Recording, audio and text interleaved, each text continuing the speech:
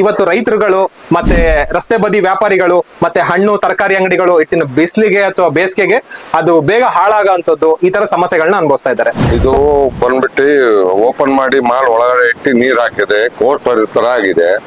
First ಇದು dry ಅಲ್ಲಿ ಇರ್ತಿತ್ತು. ಕಂಪೇರ್ ಮಾಡಿದ್ರೆ ವಾರ 10 ದಿವಸ ಮಾಲ್ ಹಾಳಾಗೋದಿಲ್ಲ. ಅದನ್ನ ಲಾಸ್ ಸ್ವಲ್ಪ ಕಡಿಮೆ ಪ್ರಮಾಣದಲ್ಲಿ ಸರಿ ಆಗ್ತದೆ. ಅಂದ್ರೆ SEC ಟೆಕ್ನಾಲಜಿ ಅಂತ ಬರೀ ಸುತ್ತ ನೀರ್ ಹಾಕಬೇಕು ಸರ್. ಇಲ್ಲಿ ನೀವು ನೀರ್ ಹಾಕೋದ್ರಿಂದ ಇದ್ರೊಳಗಡೆ ಇರ್ತಕ್ಕಂತ ಒಂದು ಮೆಶ್ ಇದ್ರೊಳಗಡೆ ಅದು ತಣ್ಣಗಾಗಿ ನಿಮಗೆ ಜಸ್ಟ್ ಒಂದು ಬೀಸೋ ಗಾಳಿಯಿಂದನೇ ಇದ್ರೊಳಗಡೆ ಟೆಂಪರೇಚರ್ ತಣ್ಣಗಾಗೋಗುತ್ತೆ ಸರ್. ಸೊಪ್ಪು ತರಕಾರಿ ಮತ್ತೆ ಹಣ್ಣು ಇದ್ರೊಳಗಡೆ ನಿಮಗೆ ಒಂದು ದೀರ್ಘಕಾಲದವರೆಗೂ ನಿಮಗೆ ಏನೋ ಹಾಳಾಗೋದಿಲ್ಲ. ಈಗ ಸೊಪ್ಪು ಎಲ್ಲ ನೀವು ಹೊರಗಡೆ ನೀವು ಹಾಗೆ ಇಟ್ಕೊಂಡು ರೈತರುಗಳೆಲ್ಲ ಏನ್ ಮಾಡ್ತಾರೆ ಅಥವಾ ನಿಮ್ಗೆ ಹಾಗೆ ಹೊರಗಡೆ ಟೆಂಪರೇಚರ್ ಇಟ್ಟಾಗ ಏನಾಗುತ್ತೆ 1 ಅಥವಾ 2 ದಿನದೊಳಗಡೆ ಬೇಗ ಹಾಳಾಗುತ್ತೆ. ಅದೇ ಫ್ರಿಜ್ ಅಲ್ಲಿ ಇಟ್ಟಾಗ 3-4 ದಿನ ಬರುತ್ತೆ. ಅದೇ ತರ ಇದ್ರೊಳಗಡೆನೂ ಕೂಡ 4 ರಿಂದ 5 ದಿನದವರೆಗೂ ಹಾಳಾಗೋದಿಲ್ಲ. ಇನ್ನೊಂದು ವಿಚಾರ, ಆಗ್ಲೇ ನಾನು ಹೇಳ್ದಂಗೆ ಮಣ್ಣಿನ ಮಡಿಕೆಯಲ್ಲಿ ತಣ್ಣಗಾದಂಗೆ ಇದು ಬರೀ ಬೇಸಿಗೆಲ್ಲ ಅಷ್ಟೇ ತಣ್ಣಗಾಗತ್ತೆ ಅಂತಲ್ಲ. ಇದು 365 ಡೇಸ್ 3 ಕಾಲದೊಳಗಡೆನೂ ಕೂಡ ನಿಮಗೆ ಇದು ಯೂಸ್ ಆಗತ್ತೆ. ವೀಕ್ಷಕರೇ, ನಮ್ಮ ಒಂದು ದೇಶದಲ್ಲಿ ಒಂದು ವರ್ಷಕ್ಕೆ ಎಷ್ಟು ಕೋಟಿ ಬೆಲೆ ಬಾಳುವಂತಹ ತರಕಾರಿಗಳಾಗಿರ್ಬೋದು, ಹಣ್ಣುಗಳಾಗಿರ್ಬೋದು ಹಾಳಾಗ್ತಾ ಇದೆ ಅಂತ ನಿಮ್ಗೆ ಗೊತ್ತಾ?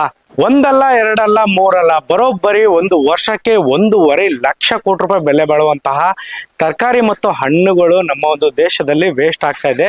ಸೊ ಈ ಒಂದು ವೇಸ್ಟ್ ಆಗೋದನ್ನ ತಪ್ಪಿಸೋದಕ್ಕೋಸ್ಕರನೇ ನಮ್ಮ ಒಂದು ಅಗ್ರೋವಾ ಇಂಪ್ಲೆಕ್ಸ್ ಎನ್ನುವಂತಹ ಕಂಪನಿಯವರು ಕೈಗೆಟುಕುವ ಬೆಲೆಯಲ್ಲಿ ಒಂದು ಉತ್ಪನ್ನವನ್ನ ಕಂಡುಹಿಡಿದಿದ್ದಾರೆ. ಬನ್ನಿ ಅದ್ರ ಬಗ್ಗೆ ಮಾಹಿತಿನ ಸಂಪೂರ್ಣವಾಗಿ ತಿಳ್ಕೊಂಬರೋಣ. ಸರ್ ನಮಸ್ಕಾರ. ಸರ್ ನಮಸ್ತೆ.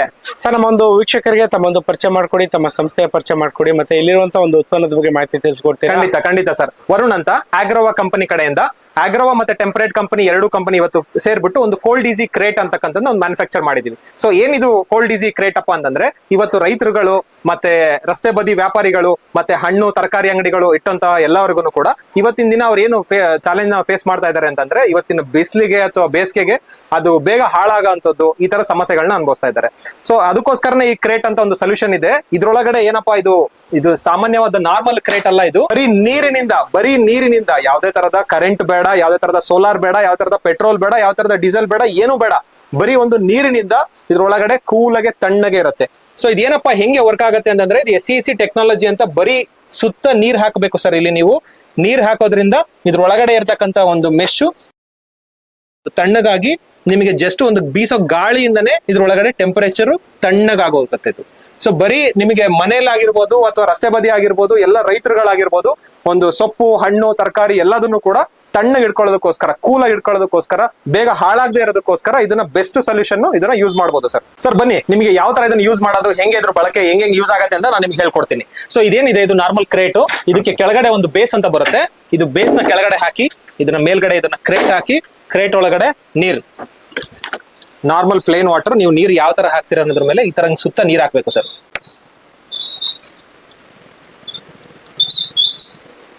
ಈಗ ನಾವು ನೀರ್ ಹಾಕಿದೀವಿ. ಈ ನೀರ್ ಏನಿದೆ ಅಬ್ಸರ್ವ್ ಆಗ್ಬಿಟ್ಟು ಇದ್ರೊಳಗಡೆ ನೀವು ನೋಡ್ತಾ ಇರ್ಬೋದು.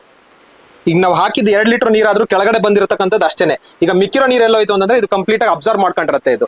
ಸೊ ಇದು ಏನಾಗುತ್ತೆ, ಇದು ನಾರ್ಮಲ್ ಹೊರಗಡೆ ಇರತಕ್ಕಂಥ ಗಾಳಿ ಒಳಗಡೆನೆ ತಣ್ಣಗಾಗ್ತಾ ಹೋಗುತ್ತೆ, ಕೂಲ್ ಆಗ್ತಾ ಹೋಗುತ್ತೆ. ಸೊ ಇದರಿಂದ ಇದು ನಿಮ್ಗೆ ನಾರ್ಮಲ್ ಫ್ರಿಜ್ ಅಲ್ಲಿ ಇಡೋದಕ್ಕೂ ಇದಕ್ಕೂ ಏನಪ್ಪಾ ವ್ಯತ್ಯಾಸ ಅಂದ್ರೆ, ಇದ್ರೊಳಗಡೆ ಇನ್ನೂ ಚೆನ್ನಾಗಿರುತ್ತೆ. ಯಾಕೆ ಅಂತಂದ್ರೆ ಹ್ಯೂಮಿಡಿಟಿ, ನಿಮಗೆ ತೇವಾಂಶ ಗೊತ್ತಿರ್ಬೋದು, ಅದೇ ತರ ಇದ್ರೊಳಗಡೆ ನ್ಯಾಚುರಲ್ ಆಗಿರುತ್ತೆ. ಒಂದು ನಿಮಗೆ ಇದ್ರೊಳಗಡೆ ಹಣ್ಣು ಸೊಪ್ಪು ತರಕಾರಿದ್ದು ತೂಕ ಕಳ್ಕೊಳ್ಳಲ್ಲ ಇದ್ರೊಳಗಡೆ, ಮತ್ತೆ ಅದೇ ತರ ಫ್ರೆಶ್ನೆಸ್ ಹಂಗೆ ಮೇಂಟೈನ್ ಆಗುತ್ತೆ. ಸರ್ ಇದಕ್ಕೆ ಯಾವ ನೀರು ಬೇಕಾದ್ರೆ ಹಾಕ್ಬೋದಾ? ಸರ್ ಇಲ್ಲ, ನೀವು ಯಾವ ತರ ಹಾಕ್ತೀರ ಅನ್ನೋದ್ರ ಮೇಲೆ ಡಿಪೆಂಡ್ ಆಗುತ್ತೆ. ಅಲ್ಲಿವರೆಗೂ ನಿಮಗೆ ಅದ್ರ ಬಾಳ್ಕೆ ಚೆನ್ನಾಗಿ ಬರುತ್ತೆ. ನೀವು ಹಾಕೋದು ಒಂದು ಸಿಹಿ ನೀರು ಹಾಕಿದಾಗ ಏನಾಗುತ್ತೆ, ನಿಮಗೆ ಬಾಳ್ಕೆ 4-5 ವರ್ಷ ಆದ್ರೂ ನಿಮ್ಗೆ ಏನಾಗಲ್ಲ. ಅದೇ ಉಪ್ಪು ನೀರು ಅಥವಾ ನೀರ್ ಚೆನ್ನಾಗಿಲ್ಲ ಅಥವಾ ನೀರ್ ಕೊಳೆ ಆಯ್ತು ಅಥವಾ ನೀರೇನೋ ಗಲೀಜಾಗಿತ್ತು ಆ ತರ ಇದ್ದಾಗ ಏನಾಗುತ್ತೆ, ಇಲ್ಲಿ ಬೇರೆ ಬೇರೆ ಈಗ ಪೋರ್ಸ್ ಗಳೇನಿರುತ್ತೆ ರಂಧ್ರಗಳಲ್ಲಿ ಅದೇ ಶೇಖರ ಆಗುವಂತ ಚಾನ್ಸಸ್ ಗಳಿರುತ್ತೆ. ಆಗ ನಿಮಗೆ ನೀರು ಕೆಳಗಡೆ ಹೋಗುವಂತದ್ದು ನಿಮಗೆ ಕಡಿಮೆ ಆಗುತ್ತೆ. ಸೊ ಹಾಗಾಗಿ ನಾವು ಆದಷ್ಟು ಸಜೆಸ್ಟ್ ಮಾಡೋದು ನಿಮಗೆ ಸಿಹಿ ನೀರ್ನ ಬಳಸಿ, ಮತ್ತೆ ನೀರ್ ಕ್ಲೀನ್ ಇರ್ಲಿ ಅಷ್ಟೇನೆ. ನಿಮ್ಗೇನು ಫಿಲ್ಟರ್ ವಾಟರ್ ಹಾಕ್ಬೇಕು ಅಂತ ಏನಿಲ್ಲ, ಬಟ್ ನೀರ್ ಕ್ಲೀನ್ ಇರ್ಲಿ, ಸಿಹಿ ನೀರ್ ಹಾಕಿ. ಸರ್ ಸೊಪ್ಪು ತರಕಾರಿ ಮತ್ತೆ ಹಣ್ಣು ಇದ್ರೊಳಗಡೆ ನಿಮಗೆ ಒಂದು ದೀರ್ಘಕಾಲದವರೆಗೂ ನಿಮಗೆ ಏನೋ ಹಾಳಾಗೋದಿಲ್ಲ. ಈಗ ಸೊಪ್ಪು ಎಲ್ಲ ನೀವು ಹೊರಗಡೆ ನೀವು ಹಾಗೆ ಇಟ್ಕೊಂಡು ರೈತರುಗಳೆಲ್ಲ ಏನ್ ಮಾಡ್ತಾರೆ, ಅಥವಾ ನಿಮ್ಗೆ ಹಾಗೆ ಹೊರಗಡೆ ಟೆಂಪರೇಚರ್ ಇಟ್ಟಾಗ ಏನಾಗುತ್ತೆ 1 ಅಥವಾ 2 ದಿನದೊಳಗಡೆ ಬೇಗ ಹಾಳಾಗುತ್ತೆ. ಅದೇ ಫ್ರಿಜ್ ಅಲ್ಲಿ ಇಟ್ಟಾಗ 3-4 ದಿನ ಬರುತ್ತೆ. ಅದೇ ತರನೇ ಇದ್ರೊಳಗಡೆನೂ ಕೂಡ 4 ರಿಂದ 5 ದಿನದವರೆಗೂ ಹಾಳಾಗೋದಿಲ್ಲ. ಅದೇ ತರ ತರಕಾರಿ ಅಂತಂದ್ರೆ ಈ ಟೊಮೊಟೊ ಆಗಿರ್ಬೋದು, ಕ್ಯಾಪ್ಸಿಕಮ್ ಆಗಿರ್ಬೋದು, ಸೊ ಈ ತರ ಒಂದು ಲೈಟ್ ಆಗಿರ್ತಕ್ಕಂಥ ಒಂದು ತರಕಾರಿಗಳು ನಿಮಗೆ ಹೊರಗಡೆ ಇರ್ತಕ್ಕಂಥ ಟೊಮೆಟೊ 3 ದಿನ ನಿಮಗೆ ಬಾಳಿಕೆ ಬಂದ್ರೆ ಇದ್ರೊಳಗಡೆ ನಿಮಗೆ 2 ವಾರ ತನಕ ಏನೂ ಆಗೋದಿಲ್ಲ. ಅದೇ ತರನೇ ಕ್ಯಾರೆಟ್ ಆಗಿರ್ಬೋದು, ಬೀಟ್ರೋಟ್ ಆಗಿರ್ಬೋದು, ಮೂಲಂಗಿ ಆಗಿರ್ಬೋದು, ಸೊ ಈ ತರ ಒಂದು ತರಕಾರಿಗಳಲ್ಲಿ ಏನಾಗುತ್ತೆ ನಿಮಗೆ ಹೊರಗಡೆ ಇಟ್ಟಾಗ ನಿಮಗೆ ಒಂದು 2 ವಾರ ಬಂದ್ರೆ ಇದ್ರೊಳಗಡೆ 3 ವಾರ 4 ವಾರ ಆದ್ರೂ ಕೂಡ ಏನೂ ಆಗೋದಿಲ್ಲ. ಯಾಕೆಂದ್ರೆ ಇದ್ರೊಳಗಡೆ ಮೇಂಟೈನ್ ಆಗುವಂತಹ ಒಂದು ಟೆಂಪರೇಚರ್. Okay sir. ಸೊ ಇಷ್ಟು ವರ್ಷ ಬಾಳಿಕೆ ಬರುತ್ತೆ ಅಂತ ಹೇಳಿದ್ರಲ್ಲ, ಇದ್ರ ಬೆಲೆ ಏನೋ ಒಂದು 10,000 ಇರ್ಬೋದು ಸರ್? ಅಯ್ಯೋ ಇಲ್ಲ ಸರ್, ಇದು ರೈತರಿಗೋಸ್ಕರನೇ ಬರೀ 5,000ಕ್ಕೋಸ್ಕರ ಮಾಡಿರ್ತಕ್ಕಂಥದ್ದು ಸರ್. ಇದು 5,000, ಬಟ್ ಈ ಬೇಸಿಗೆ ಟೈಮ್ ಒಳಗಡೆ ಒಂದು ಆಫರ್ ಕೂಡ ನಡೀತಾ ಇದೆ. ನಿಮಗೆ 4,000 ರೈತರಿಗೆ ನೇರವಾಗಿ ಸಿಗುತ್ತೆ. ಇದು ಒಂದು ಕ್ರೇಟು. ಇದ್ರೊಳಗಡೆ 4,000ದಲ್ಲಿ ಏನೇನು ಬರುತ್ತೆ ಅಂತಂದ್ರೆ ನಿಮಗೆ ಇದ್ರಲ್ಲಿ ಏನ್ ನೋಡ್ತಾ ಇದ್ದೀರಾ, ಈ ಕ್ರೇಟು ಜೊತೆಗೆ ಈ ಬೇಸ್ ಸಿಸ್ಟಮು ಕ್ರೇಟು ಮತ್ತೆ ಇದಕ್ಕೆ ಒಂದು ಅಡಿಷನಲ್ ಒಂದು ಕ್ಯಾಪ್ ಕೂಡ ಬರುತ್ತೆ ಸರ್. Okay sir. ಈ ಕಂಪ್ಲೀಟ್ ಸೆಟ್ ಇದೇ ತರ ನೀವು ಹಿಂದೆ ನೋಡ್ತಾ ಇದ್ದೀರಾ, ಇದು ಮ್ಯಾನುಫ್ಯಾಕ್ಚರಿಂಗ್ ಆಗಿ ರೆಡಿ ಇದೆ ನಿಮಗೆ ಡಿಸ್ಪ್ಯಾಚ್ ಮಾಡೋದಕ್ಕೆ. ಇಫ್ ಇನ್ ಕೇಸ್ ನೀವೇನಾದ್ರೂ ಜಾಸ್ತಿ ಕ್ವಾಂಟಿಟಿ ಬೇಕು ಅಂತಂದಾಗ ನಿಮಗೆ ಪ್ರೈಸ್ ಕೂಡ ನಾವು ನಿಮಗೆ ನೆಗೋಷಿಯೇಟ್ ಮಾಡ್ಕೊಡ್ತೀವಿ. ಇನ್ನೊಂದೇನು ಅಂತಂದ್ರೆ ನಿಮಗೆ ಟ್ರಾನ್ಸ್ಪೋರ್ಟ್ ಮಾಡ್ಬೇಕಾದ್ರೆ ನಿಮಗೆ ಬೇಸು ಕೇವಲ ಒಂದೇ ಒಂದು ಸಾಕು ಅಂತಂದ್ರೆ ನಿಮಗೆ ಈ ತರ ಡೈರೆಕ್ಟ್ ಆಗಿ ಇದ್ರನ್ನ ಮೇಲ್ಗಡೆನೆ ಕ್ರೇಟ್ ಇಟ್ಟು ನೀವು ಇದು ಮಾಡ್ಬೋದು ಸರ್. ಸೊ ದೂರ ಊರಿಗೆ ಹೋಗ್ತೀವಿ ಅಂದ್ರೆ ಈ ತರ ಬಳಸ್ಬೋದು. ಹಾ, ನಮ್ಮ ಎಲ್ಲಾ ರೈತರುಗಳು ಅಥವಾ ಬೇರೆ ವೆಂಡರ್ಸ್ ಗಳೆಲ್ಲ ಯಾವ ತರ ಮಾಡ್ತಾ ಇದಾರೆ ಅಂತಂದ್ರೆ ಅವರು ನಿಮಗೆ ಡೈರೆಕ್ಟ್ ಆಗಿ ಒಂದು 3 ಕ್ರೇಟು ಕೆಳಗಡೆ ಒಂದು ಬೇಸು ಇದೇ ತರ ಗಾಡಿ ಒಳಗಡೆ ಟ್ರಕ್ ಒಳಗಡೆ ಲೋಡ್ ಆಗುತ್ತೆ. ಇದಕ್ಕೆ ಡೈರೆಕ್ಟ್ ಆಗಿ ನೀರು ಹಿಡ್ಕೊಂಡು ಇದನ್ನ ಮೇಲ್ಗಡೆ ಸ್ಪ್ರೇ ಮಾಡ್ತಾರೆ. ಇದು ಒಳಗಡೆ ಅಬ್ಸಾರ್ಪ್ಷನ್ ಆಗುತ್ತೆ, ಅದು ಒಳಗಡೆ ತಣ್ಣು ಹಾಕಿ ಸ್ಟಾರ್ಟ್ ಆಗುತ್ತೆ. ನೀವು ಒಂದು ಊರಿಂದ ಇನ್ನೊಂದು ಊರಿಗೆ ನೀವು ಸಾಗಿಸ್ತಾ ಇರ್ಬೇಕಾದ್ರೆ ಏನಾಗುತ್ತೆ ನಿಮಗೆ ಹೊರಗಡೆ ಇರ್ತಕ್ಕಂತಹ ಟೆಂಪರೇಚರ್ ಆಗಿರ್ಬೋದು, ನೀವು ಅದನ್ನೇ ಕೋಲ್ಡ್ ಸ್ಟೋರೇಜ್ ಒಳಗಡೆ ನೀವು ಟೆಂಪರೇಚರ್ ಇದನ್ನ ಸಾಗಿಸಬೇಕು ಅಂತಂದ್ರೆ ನಿಮಗೆ ತುಂಬಾನೇ ಕಾಸ್ಟ್ ಆಗುತ್ತೆ. ಅದೇ ಒಂದು ಕೋಲ್ಡ್ ಸ್ಟೋರೇಜ್ ಒಂದು ಗಾಡಿ ಮಾಡಬೇಕು ಅಂದ್ರೆ ನಿಮಗೆ ತುಂಬಾನೇ ಕಾಸ್ಟ್ ಆಗುತ್ತೆ. ಇದು ಸಿಂಪಲ್ ಆಗಿ ಟಾಟಾ ಎಸ್ ಆಗಿರ್ಬೋದು ಅಥವಾ ಬೇರೆ ಟ್ರಕ್ ಗಳಲ್ಲಾಗಿರ್ಬೋದು ರೈತರುಗಳೆಲ್ಲ ಒಂದ್ ಕಡೆ ಇನ್ನೊಂದ್ ಕಡೆ ಸಾಗಿಸ್ಬೇಕಾದ್ರೆ ಈ ಕ್ರೇಟ್ ನ ಯೂಸ್ ಮಾಡೋದ್ರಿಂದ ನಿಮಗೆ ಏನಾಗುತ್ತೆ ಟೆಂಪರೇಚರ್ ಕೂಡ ಮೇಂಟೈನ್ ಆಗುತ್ತೆ, ಕೂಲ್ ಆಗಿರುತ್ತೆ, ನಿಮಗೆ ಶೆಲ್ಫ್ ಲೈಫ್ ಕೂಡ ನಿಮಗೆ ಜಾಸ್ತಿ ದಿನ ತನಕ ಬಾಳಿಕೆ ಬರುತ್ತೆ. ಇದು ಇನ್ನೊಂದು ವಿಚಾರ, ಆಗ್ಲೇ ನಾನು ಹೇಳ್ದಂಗೆ ಮಣ್ಣಿನ ಮಡಿಕೆಯಲ್ಲಿ ತಣ್ಣಗಾದಂಗೆ ಇದು ಬರೀ ಬೇಸಿಗೆಲ್ಲ ಅಷ್ಟೇ ತಣ್ಣಗಾಗತ್ತೆ ಅಂತಲ್ಲ. ಇದು 365 ಡೇಸ್ 3 ಕಾಲದೊಳಗಡೆನೂ ಕೂಡ ನಿಮಗೆ ಇದು ಯೂಸ್ ಆಗುತ್ತೆ. ಹೆಂಗೆ ಅಂತಂದ್ರೆ ನೀವು ಸುಮಾರು ಜನಕ್ಕೆ ಅನ್ಕೋತೀರಾ ಏನಪ್ಪಾ ಇದು ಚಳಿಗಾಲದಲ್ಲಿ ಇದು ಯೂಸ್ ಆಗತ್ತಾ, ಹೊರಗಡೆನೆ ತಣ್ಣಗಿರುತ್ತೆ ಆಲ್ರೆಡಿ ಕೂಲ್ ಆಗಿರುತ್ತೆ ಅಂತ. ಇಲ್ಲ, ತುಂಬಾ ತಪ್ಪು ಅದು. ಯಾಕೆ ಅಂತಂದ್ರೆ ಹ್ಯೂಮಿಡಿಟಿ ಅಂದ್ರೆ ತೇವಾಂಶ. ಸೊ ಚಳಿಗಾಲದಲ್ಲಿ ತುಂಬಾ ಜನ ನೀವು ಅಬ್ಸರ್ವ್ ಮಾಡಿರ್ಬೋದು, ನಿಮ್ಮ ಸ್ಕಿನ್ ಗಳೆಲ್ಲ ಡ್ರೈ ಆಗುತ್ತೆ. ಏನಕ್ಕೋಸ್ಕರ ಡ್ರೈ ಆಗುತ್ತೆ? ತೇವಾಂಶ ಇರೋದಿಲ್ಲ. ಸೊ ತೇವಾಂಶ ಇಲ್ಲದೆ ಇರೋ ಕಾರಣ ಅದಕ್ಕೋಸ್ಕರ ನಿಮ್ಗೆ ಸ್ಕಿನ್ ಗಳೆಲ್ಲ ಡ್ರೈ ಆಗೋದು.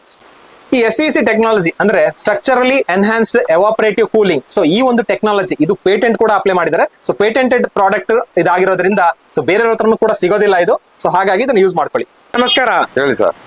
ಸರ್, ಈಗ ಮುಂಚೆ ಯೂಸ್ ಮಾಡ್ತಿರೋ ಕ್ರೇಟ್ಗೂ ಈಗ ಹೊಸದಾಗಿ ತಗೊಂಡ್ರೆ ಈ ಕ್ರೇಟ್ಗೂ ಏನು ಡಿಫ್ರೆನ್ಸ್ ಕಾಣಿಸ್ತಾ ಇದೆ ಸರ್?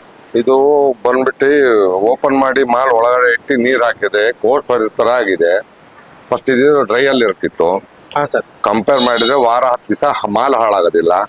ಅದನ್ನ ಲಾಸ್ ಸ್ವಲ್ಪ ಕಡಿಮೆ ಪ್ರಮಾಣದಲ್ಲಿ ಸರಿ ಆಗ್ತಾ ಇದೆ. ಓಕೆ. ಸೊ ತಗೊಂಡಿದ್ದಕ್ಕೆ ಬೆನಿಫಿಟ್ಸ್ ಆಗಿದೆ ಸರ್? ಆಗ್ತಾ ಇದೆ. ಸರ್ ನಮಸ್ಕಾರ. ನಮಸ್ಕಾರ ಸರ್. ಸರ್, ಈಗ ನೀವು ಒಂದು ತರಕಾರಿ ವ್ಯಾಪಾರ ಮಾಡ್ತಾ ಇದ್ದೀರಲ್ಲ ಸರ್, ಮುಂಚೆ ಬಳಸ್ತಾ ಇರೋ ಕ್ರೇಟ್ಗೂ ಮತ್ತೆ ಈಗ ಬಳಸ್ತಾ ಇರೋ ಕ್ರೇಟ್ಗೆ ಏನು ವ್ಯತ್ಯಾಸ ಕಂಡಿದ್ದೀರಿ ಸರ್? ಸರ್, ಈ ಕ್ರೇಟು ನಮ್ಮ ಫ್ರೆಂಡ್ ಅವರು ನನಗೆ ಕೊಡಿಸ್ದ.